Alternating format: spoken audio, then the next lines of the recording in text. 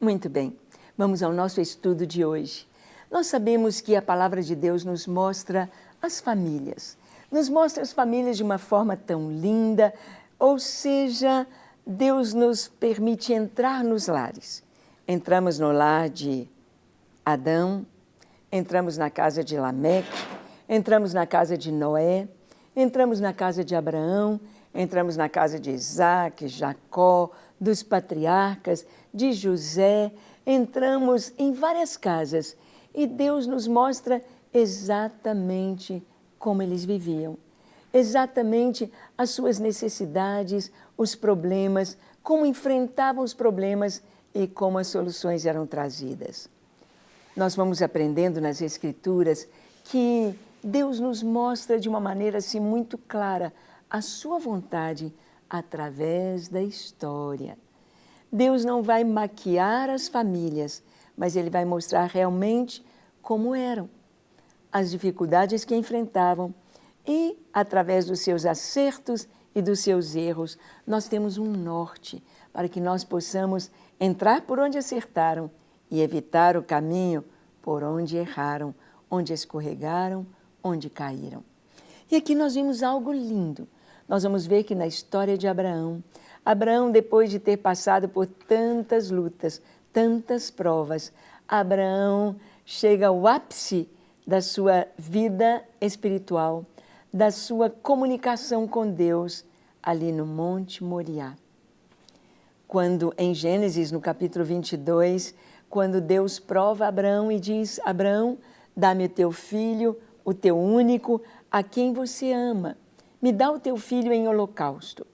E Abraão se prepara para dar ao Senhor o seu filho. E Isaac sobe o monte carregando a lenha e ele percebe que alguma coisa está diferente das outras vezes. Meu pai, aqui está a faca, aqui está o fogo, a lenha, mas pai, nós não trouxemos o cordeiro. Onde está o cordeiro? E Abraão lhe responde: meu filho, Deus proverá o cordeiro para si. E naquela hora, quando sobem o monte, Abraão prepara o altar, põe a lenha e amarra seu filho e o deita sobre o altar. Isaac estava desconfiado disso, mas não podia acreditar que seria verdade. E ali está deitado sobre o altar, esperando o golpe da faca em sua jugular, quando o anjo de Deus brada do céu, dizendo: Abraão, Abraão, não faças tal, porque agora sei que temes a Deus. E na mesma hora, atrás de Abraão, havia um carneiro preso pelos chifres em um arbusto. Ele tira o seu filho do altar, coloca o carneiro e o oferece em holocausto a Deus. Ali foi o ápice da vida de Abraão. Ali foi o momento mais maravilhoso quando Deus disse: agora sei que temes a Deus. E foi naquele momento também que Isaac teve uma experiência pessoal com Deus, quando ele ouviu a voz do anjo de Deus bradando, quando ele viu que seu pai estava obedecendo, quando ele viu que o propósito de Deus é que não seria ele imolado, mas um cordeiro sem mácula, sem ruga, sem defeito, um cordeiro preparado para o sacrifício. E então, Abraão ali tem aquela experiência, Isaac também, e a vida de Abraão começa por uma trajetória muito maravilhosa depois dessa experiência. Isaac agora já está com 40 anos e ele precisa de uma esposa. Sara morre e agora Isaac não pode estar sozinho. Ele sente falta da mãe, é necessário uma esposa. Abra sua Bíblia em Gênesis 24, nós vamos ler do verso 1 ao 9 esta história. Diz assim: era Abrão já idoso, bem avançado em anos, e o Senhor em tudo o havia abençoado. Disse Abraão ao seu mais antigo servo da casa, que governava tudo o que possuía: põe a tua mão por baixo da minha coxa, para que eu te faça jurar pelo Senhor, Deus do céu e da terra, que não tomarás esposa para meu filho, das filhas dos cananeus, entre os quais habito. Mas irás à minha parentela, e daí tomarás esposa para Isaque, meu filho. Disse-lhe o servo: talvez não queira a mulher seguir-me para esta terra. Neste caso, levarei teu filho à terra de onde saíste? Respondeu-lhe Abrão: cautela, não faças voltar para lá o meu filho. O Senhor, Deus do céu, que me tirou da casa de meu pai e da minha terra natal, e que me falou e jurou, dizendo: à tua descendência darei essa terra, ele enviará o seu anjo, que te há de preceder, e tomarás de lá esposa para meu filho. Vamos dar uma paradinha aqui. Abraão está com seu filho em casa, sabe que é necessário escolher uma esposa para Isaque. Mas essa escolha é muito séria, é muito difícil. Abraão olha para aquelas jovens ao redor, ali de Beersheba, ali de Hebrom, ali daquelas cidades ao redor, e ele pensa: meu filho não pode se casar com estas moças daqui. Elas o levarão para os cultos pagãos. Meu filho precisa se casar com uma mulher que conheça o Deus verdadeiro, o Deus vivo, o Deus altíssimo, o Deus que me apareceu, o Deus que me tem falado, o único e verdadeiro Senhor. E como eu vou fazer? Então Abraão chama o seu servo, Eliezer, o seu mordomo, homem de confiança, homem que já tinha recebido tarefas tão difíceis. E Eliezer vem e ele diz: põe a tua mão debaixo da minha coxa, você vai fazer um juramento. E o juramento é que você não vai trazer uma esposa para o meu filho das mulheres aqui dos cananeus. Você não vai trazer uma esposa para o meu filho dessas mulheres pagãs.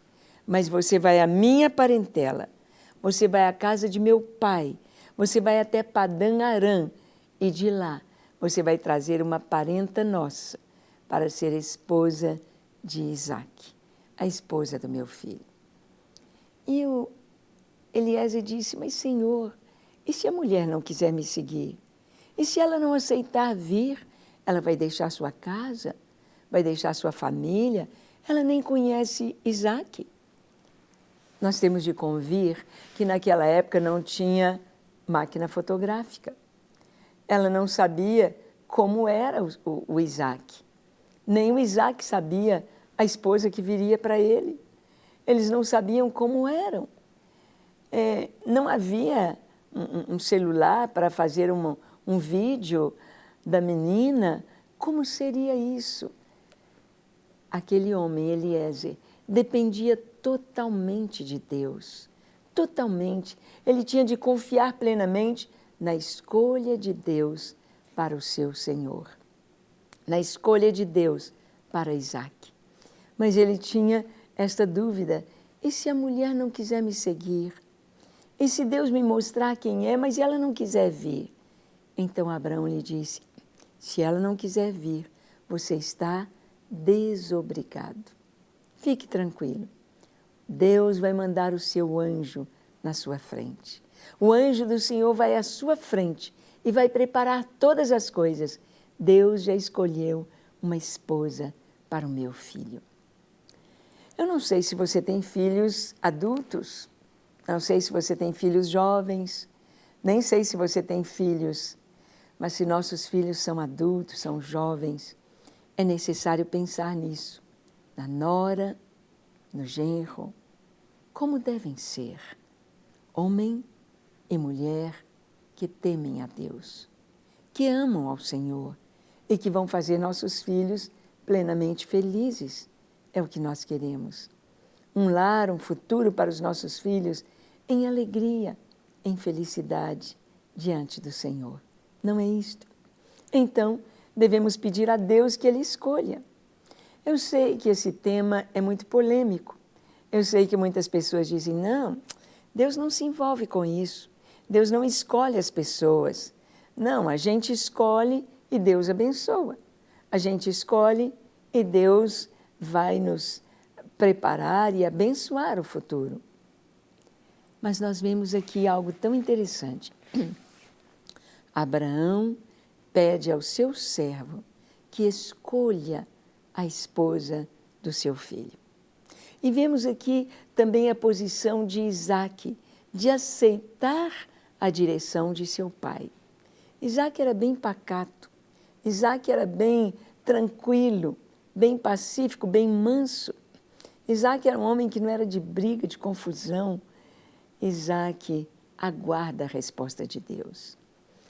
Olha, não tem ninguém melhor do que Deus para nos dar uma resposta. Eu vejo na minha vida, quando eu tinha 10 anos de idade, era o meu aniversário de 10 anos, e então no culto doméstico lá em casa, a gente dava os parabéns para o aniversariante. E ali estava a fila de meus irmãos para me dar os parabéns no dia do meu aniversário de 10 anos. E mamãe e papai eram os últimos da fila. Todos os meus irmãos me abraçaram, me beijaram, me deram parabéns, muitas felicidades, muitos anos de vida. E depois a mamãe e depois o papai. Papai colocou as 2 mãos sobre os meus ombros e olhou para mim e disse: minha filha, a partir de hoje você vai começar a orar pelo seu futuro. Eu disse ao papai, falei: pai, meu futuro, que o senhor está falando, é meu casamento? E ele disse: é. Eu falei: pai, eu estou fazendo 10 anos, não é 15 não. E ele disse: e você vai orar todos os dias pelo seu futuro, pelo seu marido. E eu tomei aquela palavra como uma ordem e comecei a orar todos os dias pelo meu futuro. Na nossa casa nós somos 7 irmãos, então nós somos 3 irmãs e 4 homens, 4 irmãos. Tínhamos o quarto das meninas e ali todas as noites nós íamos orar antes de dormir. E aquilo que eu fazia, minhas irmãs também faziam. Uma irmã mais nova do que eu e a outra mais velha que eu, nós orávamos pelo nosso futuro.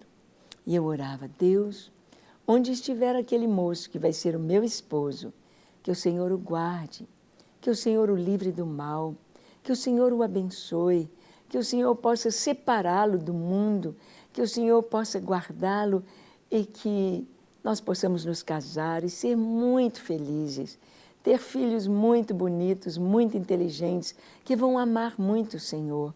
Nós possamos servir o Senhor, nós possamos andar em teus caminhos e ter uma família feliz, uma família que alegre o teu coração. E a gente orava e depois ficava sonhando com o nosso futuro. Aí eu dizia: eu vou casar com um rapaz que é médico e ele vem de longe e nós vamos nos amar muito e ele vai amar muito o Senhor. E nós vamos casar e vamos ser muito felizes. Vamos ter filhos muito bonitos, muito inteligentes, uma família muito feliz. E tudo se cumpriu. Mas olha que interessante. Eu tinha 10 anos. Pouco tempo depois, aos 12 anos, na hora do culto doméstico, eu perguntei ao meu pai: pai, com que idade o senhor vai liberar a gente para namorar? E ele disse: olha, vocês não vão simplesmente namorar, vocês irão se preparar para o casamento. Não vai ficar namorando um, namorando o outro, vocês vão namorar com aquele que vai ser o seu marido. E eu disse: mas com que idade? Ele disse: 17 anos está uma boa idade. E eu conheci o Paulo, fiz 17 anos em maio, em junho eu conheci o Paulo. Menos de 2 anos depois já estávamos casados, antes de completar os 19 anos. E olha que interessante, 7 anos antes de nos conhecermos, o Paulo não era crente ainda e ele fez um voto de santidade. Ele disse: eu vou me guardar puro para aquela que vai ser a minha esposa. Não vou conhecer o mundo, o pecado, estas coisas, eu vou me guardar puro. Quem o levou a fazer esse voto? Deus. Por quê? Porque uma menina de 10 anos estava orando: Deus, aquele que for ser o meu esposo, que o Senhor o guarde, que o Senhor o santifique, que o Senhor o abençoe. Nós podemos sonhar com o nosso casamento, nós podemos sonhar com aquele que vai ser o esposo, aquela que vai ser a esposa, e também dos nossos filhos, dos nossos netos. A gente ora desde pequenininhos, desde bebês, oramos pelo futuro dos nossos netos, para que Deus os encaminhe para um casamento saudável, feliz, para que eles sejam plenamente realizados e sirvam ao Senhor. E eu tive essa experiência tão linda, de quando comecei a orar, Deus levou Paulo a fazer um voto de santidade. Tivemos um namoro tão lindo, nosso namoro foi sem intimidade, sem abraço, sem beijo. Nosso primeiro beijo foi depois de casados e foi uma experiência tão linda para os jovens da nossa época. Foi um marco na nossa geração. E a gente poder passar isso para os filhos, para os netos, é tão bom, é tão especial. Uma esposa para o filho. Abraão mandou o seu servo tão longe buscar uma esposa. E como ela deveria ser? Quais seriam os requisitos? Que tarefa? E se fosse uma moça bonita, mas de temperamento ruim? E se fosse uma moça de um temperamento tão bom, mas que não agradasse fisicamente a Isaac? Era uma tarefa muito difícil. Então, nós vemos aqui na história, o versículo seguinte diz: caso a mulher não queira seguir-te, ficarás desobrigado do teu juramento. Entretanto, não levarás para lá o meu filho. Com isso, pôs o servo a mão por baixo da coxa de Abraão, seu senhor, e jurou fazer segundo o resolvido. Então, Eliezer toma esta tarefa, faz esta promessa e segue. Ele é um homem de oração. E olha o que diz o texto, seguindo este capítulo, no versículo 15 ao 26. Ele viaja, chega até a terra de Abraão, a Padã Arã, e ele para junto ao poço, ali perto da cidade, o poço onde as mulheres vinham buscar água. Considerava ele ainda quando saiu Rebeca, filha de Betuel, filho de Milca, mulher de Naor e irmão de Abraão, trazendo um cântaro ao ombro. A moça era muito formosa de aparência, virgem, a quem nenhum homem havia possuído. Ela desceu à fonte, encheu seu cântaro e subiu. Então o servo saiu-lhe ao encontro e disse: dá-me de beber um pouco da água do teu cântaro. Bem, vamos parar aqui um pouquinho. Eliezer, ele pediu um sinal a Deus. Ele disse: Deus, virão tantas moças tirar água aqui. Eu não sei qual delas. Eu não sei quem o Senhor vai escolher, quem o Senhor tem para ser a esposa de Isaac. Então eu quero um sinal. E ele orou dizendo: se eu pedir a uma moça que vier tirar água, se eu pedir água e ela me der de beber, e ela, por espontânea vontade, disser: eu vou tirar água para os seus camelos, e ela tirar água do poço para os camelos, eu vou saber que essa é a mulher que o Senhor escolheu para o meu Senhor. Olha a inteligência de Eliezer. Aquele poço era mais baixo. Quando você viaja pelas aquelas regiões ali da Terra Santa, você vê na arqueologia aqueles poços tinha escadas. Não era fácil tirar água. Tinha de descer e subir.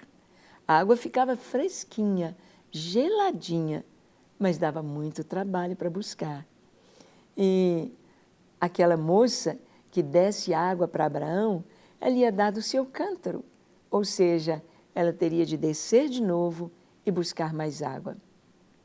E se ela fosse uma moça que enxergasse um palmo além do nariz, podemos dizer, uma moça proativa, uma moça trabalhadeira, ela então iria tirar água para os camelos. Era o dobro, o triplo, o quádruplo 10 vezes mais trabalho, encher todos aqueles lugares, né, para colocar água para os camelos. E camelo bebe muita água, litros e litros e litros de água. E ele não tinha um camelinho, nem 2, mas ele veio com uma caravana, ele veio com servos, vários camelos. E ele então vem primeiramente Rebeca. E diz aqui que a moça era linda, muito bonita. Ele olha e pensa, puxa, essa aí seria o máximo para o meu senhor. E ele então pede, você pode me dar um pouco de água, por favor? E ela disse, pois não. E ela tira água e lhe dá. Ela respondeu, bebe, meu senhor. E prontamente, baixando o cântaro para a mão, lhe deu de beber. Acabando ela de dar de beber, disse, tirarei água também para os teus camelos, até que todos bebam. E apressando-se em despejar o cântaro no bebedouro, correu outra vez ao poço para tirar mais água. E tirou-a, e deu a todos os camelos. O homem a observava em silêncio, atentamente, para saber se teria o Senhor levado a bom termo a sua jornada ou não. Tendo os camelos acabado de beber, tomou o homem um pendente de ouro de meio siclo de peso e 2 pulseiras para as mãos dela, do peso de 10 siclos de ouro, e lhe perguntou, de quem és filha? Peço-te que me digas. Haverá em casa de teu pai lugar em que eu fique e a comitiva? Ela respondeu, sou filha de Betuel, filho de Milca, o qual ela deu à luz a Naor. E acrescentou, temos palha e muito pasto, e lugar para passar a noite. Então se inclinou o homem e adorou ao Senhor. Que história maravilhosa! Vemos aqui como Deus respondeu a Eliezer, exatamente como ele havia pedido. Às vezes as pessoas vêm me pedir, ai, pastora Ângela, estou na dúvida se eu vou namorar com esse rapaz, se eu vou fazer essa sociedade, se eu vou fazer isso, aquilo. Então, primeiro ponto, está dentro das Escrituras, é um rapaz crente, é luz também, se não é, já tem a resposta. Segundo ponto, ore ao Senhor. Peça a Deus um sinal. Peça a Deus a direção. Só você e Deus. Entre você e Deus. Mas um sinal, claro, olha aqui que ele pediu uma coisa bem difícil. Não era uma coisa que fácil de acontecer. Quem vai oferecer para encher as manjedouras ali de água para tantos camelos? Que moça iria descer e subir, com um cântaro pesado no ombro? Era uma tarefa difícil. E ele ficou observando em silêncio aquela moça, silenciosamente trabalhadeira, silenciosamente discreta, prestativa, alguém que enxergava além, proativa. E ele estava observando. E quando lhe pergunta, de quem você é filha? Era parente de Abraão, era sobrinha de Abraão. Rebeca conhecia o Deus de Abraão. Ele então fala, olha, avise seus pais. E então ele conta, traz os presentes, muito ouro, muitas joias. E acontece o casamento de Rebeca e Isaque. E são muito felizes, buscando uma esposa para o filho, buscando uma esposa, buscando de Deus. Vamos orar? Feche seus olhos, curve a sua fronte, se for possível, se ajoelhe. Pai, eis-nos aqui em Tua presença, abrimos o nosso coração e te pedimos, Senhor, fala-nos, ensina-nos, caminha conosco, dá-nos a Tua graça para romper na Tua vontade. Oramos pela vida de cada pessoa que nos assiste, pelo seu lar, sua família, pelas suas decisões. Traz, ó Deus, os teus sinais, a tua resposta, para que teus filhos andem segundo o teu querer, andem segundo a tua vontade e cumpram o teu propósito. Levanta em cada família, ó Deus, o desejo de orar, de buscar a tua face e de saber que tu és Deus fiel, Deus que nos responde. Abençoamos cada pessoa que nos assiste com salvação, com a tua paz, com a tua alegria, com o teu suprimento, no nome de Jesus.